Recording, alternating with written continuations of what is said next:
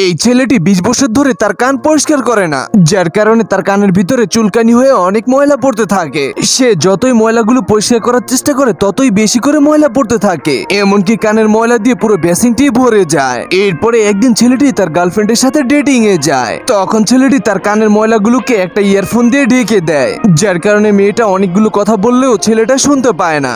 এর ফলে মেয়েটি তার কানের ইয়ারফোন খুলতে বললেই ছেলেটি খুলে ফেলে। তখন ইয়ারফোনের ভিতরে ময়লা দিয়ে ভরে যায় আর গন্ধ বের হতে শুরু করে। ময়লার গন্ধ পেয়ে মেয়েটা সেখান থেকে বাহানা খুঁজে চলে যায় এবং ছেলেটিও ওয়াশরুমে গিয়ে তার কানের ময়লাগুলোকে জোরে জোরে বের করতে থাকে। কিন্তু ছেলেটা ময়লাগুলো পরিষ্কার করতে না পেরে সে নিজেই এক পর্যায়ে রাক্ষসের মতো হয়ে যায়। তখনই ছেলেটি তার কানের ভিতরে কিছু একটা শব্দ পায়, যার কারণে সে ভয় পেয়ে ডক্টরের কাছে চলে যায় এবং ডক্টরকে সবকিছু খুলে বললে ডক্টর নিজেও অবাক হয়ে যায়, কারণ তার জীবনে কখনো এরকম পেশেন্ট দেখে নাই। এরপরও ডক্টর ভয় না পেয়ে ছেলেটির কানের ভিতরে কি আছে তা জানার জন্য ছেলেটির কানের ভিতরে একটি যন্ত্র ঢুকিয়ে দেয়।